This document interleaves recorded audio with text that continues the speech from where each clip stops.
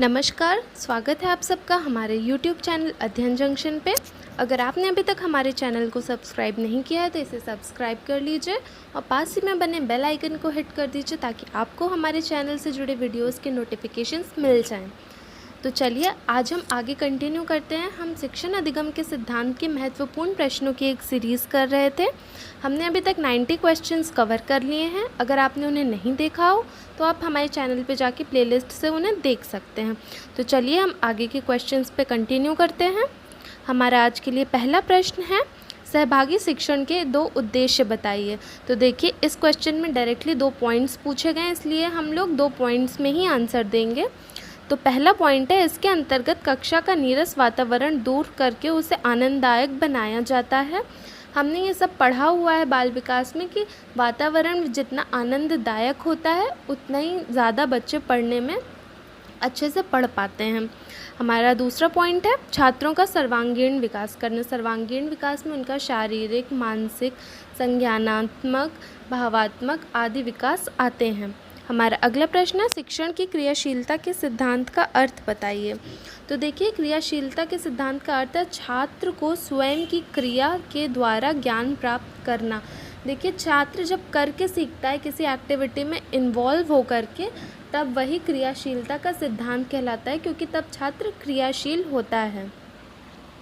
हमारा अगला प्रश्न है, पाठ प्रस्तावना कौशल का क्या उद्देश्य है। देखिए किसी भी चैप्टर को पढ़ाने से पहले उसकी पाठ की प्रस्तावना देना अति महत्वपूर्ण हो जाता है। पाठ प्रस्तावना में क्या होता है कि छात्र जो वो पढ़ाने जा रहा है पाठ, उसके बारे में शॉर्ट इंट्रोडक्शन बच्चों को देता है, और जो वो इंट्रोडक्शन होता है वो उसके पहले के ज्ञान से रिलेटेड होता है। तो मतलब पूर्व ज्ञान को नए चैप्टर से जोड़ने का जो एक ब्रिज होता है वो पाठ प्रस्तावना होता है। अब देखिए सूक्ष्म शिक्षण से तात्पर्य बताइए। तो देखिए पहले के वीडियोस में हम सूक्ष्म शिक्षण को अच्छे से डिस्क्राइब कर चुके हैं, तो यहाँ पे हम सिर्फ उसकी डेफिनेशन पढ़ेंगे जो एलन ने दिया। आप याद कर लीजिए, आपको अगर डेफिनेशंस आप लिखते हैं तो अच्छे मार्क्स मिलते हैं। तो देखिए एलन ने क्या डेफिनेशन दी है, सूक्ष्म शिक्षण से तात्पर्य शिक्षण प्रक्रिया के उस सरलीकृत लघु रूप से है जिसे थोड़े छात्रों वाली कक्षा के सामने अल्प समय में संपन्न किया जा सकता है। तो हमने बताया कि इसमें क्लास का एनवायरनमेंट दिया जाता है जहाँ पे टीचिंग की प्रैक्टिस होती है। हमारा अगला प्रश्न है, पुनर्बलन कौशल से क्या अभिप्राय है। तो देखिए पुनर्बलन यानी कि रेनफोर्समेंट को हम लोग ये बहुत अच्छे से डिस्क्राइब कर चुके हैं, और इसका अब हम पढ़ेंगे डेफिनेशन जो कि ओलिवर ने दी है। वीडियो पुनर्बलन पर्यवेक्षण द्वारा किए गए मौखिक पुनर्बलन से अधिक प्रभावशाली होता है। इन्होंने अपना पॉइंट ऑफ दिया वीडियो पुनर्बलन के बारे में। वैसे पुनर्बलन होता है रेनफोर्समेंट यानी कि किसी काम के लिए शाबाशी देना। अब देखिए अपेक्षित अधिगम स्तर की संकल्पना, इसको हम लोग इंग्लिश में कहते हैं एक्सपेक्टेड लर्निंग आउटकम्स। ये 3 शब्दों से मिलके बना है, अपेक्षित अधिगम स्तर। देखिए जो एक निम्न ज्ञान का स्तर हम लोग डिसाइड करते हैं, एक एक्सपेक्टेशन रखते हैं कि हमारे क्लास के बच्चों को एटलीस्ट इतना तो आना ही चाहिए, वो ही कहलाता है एक्सपेक्टेड लर्निंग आउटकम या फिर अपेक्षित अधिगम स्तर। अब हमारा अगला प्रश्न है, उत्तम शिक्षण अधिगम की कोई 2 विशेषताएं बताएं लिखिए। तो देखिए उत्तम शिक्षण अधिगम की 2 हैं, बिना लागत की प्राप्त सामग्री, विषयवार पाठ के अनुरूप सामग्री। तो देखिए सबसे पहले तो बिना लागत के प्राप्त सामग्री। अगर कोई टीचर ऐसे रिसोर्स कलेक्ट कर पा रहा है जिसमें उसको ज़्यादा खर्च नहीं करना पड़ रहा है, फिर बहुत ही कम खर्च में या फिर ना के बराबर खर्च में अगर वो इकट्ठा कर पा रहा है तो वो बहुत ही अच्छी बात हो जाती है। फिर है विषयवार पाठ के अनुरूप सामग्री। हमें ये नहीं देखना है कि कम लागत के चक्कर में हम आउट ऑफ द लाइन हो जाए। हमें अपनी जो कोर्स बाउंड्री है, जो चैप्टर की एक बाउंड्री है, उससे रिलेटेड ही सामग्री एकत्रित करनी होती है। हमारा अगला प्रश्न है, शिक्षण में प्रेरणा के सिद्धांत से क्या अभिप्राय है। तो देखिए प्रेरणा के माध्यम से ही छात्रों में सीखने के लिए रुचि उत्पन्न होती है। जब छात्र शिक्षण में रुचि लेता है तो जब तक छात्र शिक्षण में रुचि नहीं लेता तब तक उसे कोई भी नहीं सिखा सकता। तो यह एक अध्यापक की जिम्मेदारी होती है कि वह छात्र को सीखने के लिए प्रेरित कर दे। प्रेरणा से रुचि आती है और रुचि से ही उत्तम अधिगम हो पाता है। अब हमारा अगला प्रश्न है, मूर्त से अमूर्त शिक्षण सूत्र से क्या आशय है। तो देखिए, मूर्त वस्तुओं को हम लोग स्थूल वस्तु भी कहते हैं या फिर ऐसी वस्तुएं जो हमारी आंखों के सामने दिखती हैं, और अमूर्त वस्तुएं या फिर सूक्ष्म वस्तुएं जो हम नॉर्मल आंखों से नहीं देख पाते हैं।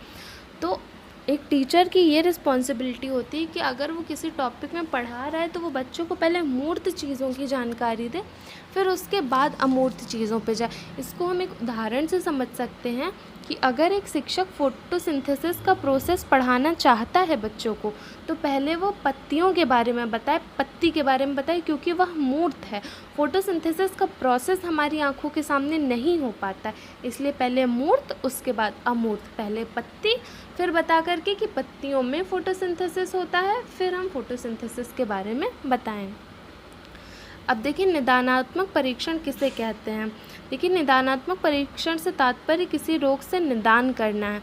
जिस प्रकार एक चिकित्सक रोग का निदान करता है, उसी तरह एक अध्यापक शिक्षण से जुड़े रोगों का निदान करता है। अब देखिए, शिक्षण से जुड़े रोग क्या हैं। हर बच्चे को पढ़ने में अलग अलग समस्याएं होती हैं।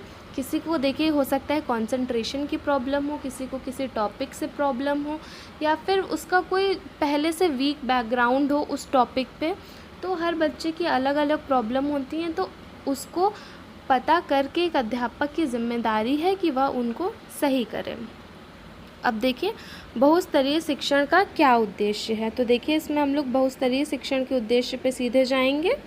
ये देखिए, शिक्षण प्रक्रिया को सुचारू रूप से चलाना, विद्यालय में अनुशासन बनाए रखना, शैक्षणिक समस्याओं का समाधान करना, छात्रों में समय के सदुपयोग की आदत डालना, छात्रों में सृजनात्मक शक्ति का विकास करना।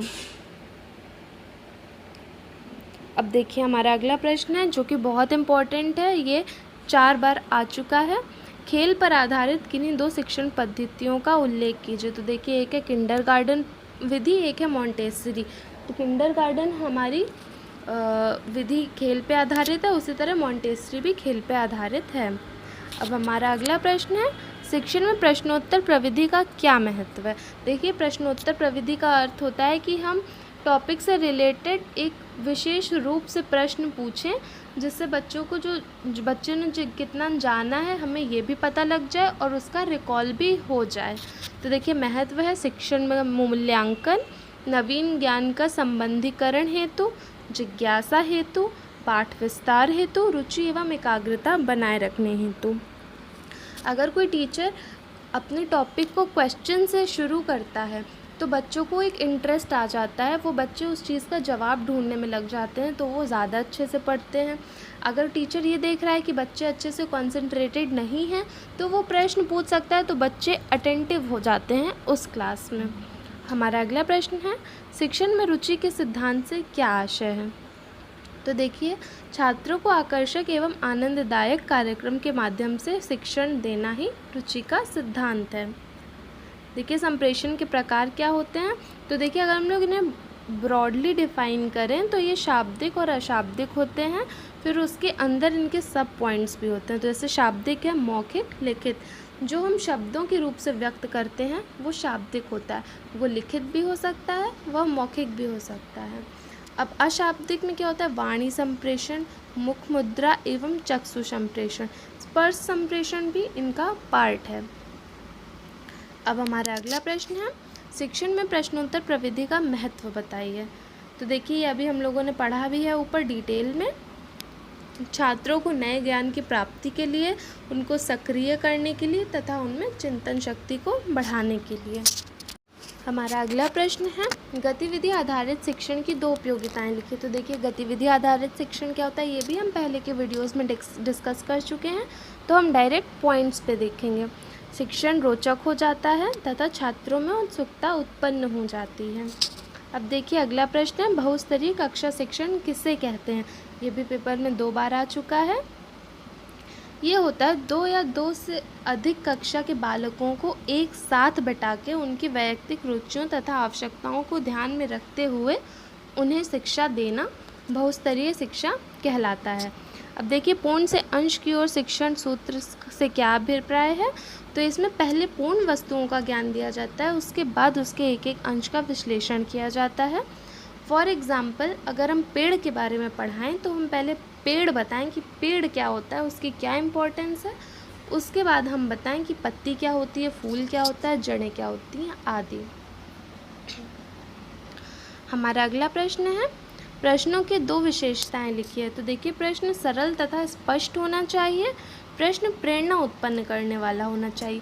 प्रश्न को कभी कंफ्यूजिंग नहीं होना चाहिए, क्योंकि जो हमारे टारगेट बच्चे हैं वो छोटे हैं। अगर प्रश्न बहुत कंफ्यूजिंग होगा तो वो उसको समझ ही नहीं पाएंगे। और यह प्रेरणा उत्पन्न करने वाला होना चाहिए कि अगर बच्चों को उसका आंसर नहीं भी पता है तो वो अंदर से उसका आंसर ढूंढने के लिए मोटिवेट हो जाएं। हमारा अगला प्रश्न है, पुनर्बलन कौशल का क्या उद्देश्य है। तो देखिए पुनर्बलन कौशल आनंदवादी सिद्धांत पर आधारित है। ये शॉर्ट में भी पूछा जा सकता है कि किस सिद्धांत पर आधारित है। तो देखिए इसका प्रयोग इसके प्रयोग में शिक्षक को पारंगत होना चाहिए। छात्र की अभिप्रेरणा और क्रियाशीलता बढ़ा देता है। ये छात्र को प्रेरित कर देता है, उनकी प्रेरणा बढ़ा देता है, उनकी रुचि उत्पन्न करता है तथा क्रियाशील भी हो जाते हैं बच्चे। देखिए प्रेरणा, रुचि, क्रियाशीलता ये सब आपस में संबंधित हैं और एक अध्यापक को कोशिश करते रहना चाहिए कि उनका छात्र प्रेरित रहे हमेशा। अब देखिए किन्हीं दो शिक्षण सूत्रों का उल्लेख करिए। ये शॉर्ट का क्वेश्चन है, इसमें सिर्फ इस वजह से हम दो नाम ही उल्लेख करेंगे, जो है पूर्ण से अंश की ओर, स्थूल से सूक्ष्म की ओर, ज्ञात से अज्ञात की ओर। कई सारे शिक्षण सूत्र हैं, आप कोई भी दो लिख सकते हैं। देखिए शिक्षण के किन्हीं दो उद्देश्यों को लिखिए। तो इसके दो उद्देश्य हैं, ज्ञान की वृद्धि करना तथा कौशलों में वृद्धि करना। ये दो इसके उद्देश्य हैं। हमारा अगला प्रश्न है, शिक्षण में क्रियाशीलता के सिद्धांत की उपयोगिता है। तो देखिए अभी जैसे हमने थोड़ी देर पहले ही पढ़ा था कि इसमें रुचि को जागृत करना। हमारा अगला प्रश्न है, विज्ञान शिक्षण में प्रयोग प्रदर्शन विधि का क्या महत्व है। देखिए प्रयोग प्रदर्शन विधि भी हम पहले डिस्कस कर चुके हैं। ये है इसमें प्रयोग के माध्यम से छात्रों को प्रदर्शन करके दिखाया जाता है तथा इसका विशेष महत्व होता है, क्योंकि वह जो थ्योरीज उन्हें पढ़ी हैं उन्होंने, वो अपनी आंखों के सामने उन्हें प्रैक्टिकल रूप में जब होते हुए देखते हैं तो उनके दिमाग में वो लंबे समय के लिए रह जाता है। अब देखिए हमारा अगला प्रश्न है, मॉन्टेसरी पद्धति क्या है। तो पहले तो ये पद्धति मेरिया मॉन्टेसरी द्वारा दी गई थी और उनके अनुसार खेलने के लिए दी जाती थी बच्चों को, क्योंकि वो चीज़ें दी जाती थी क्योंकि उनका मानना था कि बच्चे खेल खेल में ज़्यादा अच्छे से सीखते हैं। हमारा अगला प्रश्न है, बेसिक शिक्षा पद्धति से आप क्या समझते हैं। तो देखिए बेसिक शिक्षा पद्धति गांधी जी ने दी थी। ये आप शॉर्ट के लिए भी याद कर सकते हैं, MCQ के लिए। उन्होंने इसे बुनियादी शिक्षा का नाम दिया था। इस पद्धति में खेल के माध्यम से हस्तशिल्प शिक्षा को बढ़ावा देकर शिक्षा को जीविकोपार्जन से जोड़ने का कौशल बच्चों में विकसित करना। जीविकोपार्जन का मतलब होता है जीवन जीने के लिए जो महत्वपूर्ण क्रियाएं होती हैं वो। अब देखिए व्याख्यान देते समय क्या सावधानी रखनी चाहिए। तो उसमें उदाहरण एवं दृष्टांत का प्रयोग करना चाहिए और वाक्यों में क्रमबद्धता होनी चाहिए। ऐसा लगना चाहिए कि आप एक ही टॉपिक के बारे में आप धीरे धीरे करके लेवल बढ़ा रहे हैं चीज़ों का। वो मिक्सअप नहीं होनी चाहिए कि पहले आप डिफ़िकल्ट चीज़ बता दें, फिर इजी बता दें, फिर डिफ़िकल्ट बता दें। ऐसा नहीं होना चाहिए। वो सिंपल से डिफ़िकल्ट की ओर बढ़ना चाहिए। अब देखिए सहभागी शिक्षण से क्या तात्पर्य है। इसमें छात्र का सहयोग प्राप्त करके उसे अनुभव कराया जाता है कि वह इस शिक्षण प्रक्रिया का महत्वपूर्ण अंग है। यह सहभागी शिक्षण कहलाता है। अब देखिए बहुउद्देशीय शिक्षण अधिगम सामग्री किसे कहते हैं। ये आज के लिए हमारा आखिरी प्रश्न है और ये शॉर्ट आंसर्स की सीरीज़ में भी हमारा आखिरी प्रश्न है। तो देखिए ऐसी शिक्षण सामग्री जो विभिन्न उद्देश्यों की पूर्ति करती है बहुउद्देशीय शिक्षण सामग्री कहलाती हैं, जैसे ग्राफ, मानचित्र, चार्ट पेपर आदि अनेक प्रयोगों में छात्रों को रंग भरने, कला बनाने एवं आकार आदि का ज्ञान कराने के लिए यूज़ किए जा सकते हैं। यूजुअली ये बहुत हमारे लिए यूज़फुल होते हैं क्योंकि इससे एक सामान से ही हम लोग बहुत सारे यूज़ कर सकते हैं। तो आज से हमारे शॉर्ट आंसर्स की सीरीज़ ख़त्म होती है। अब हम आगे टॉपिक्स को डिस्कस करेंगे, तो जुड़े रहें हमारे चैनल से। Thank you.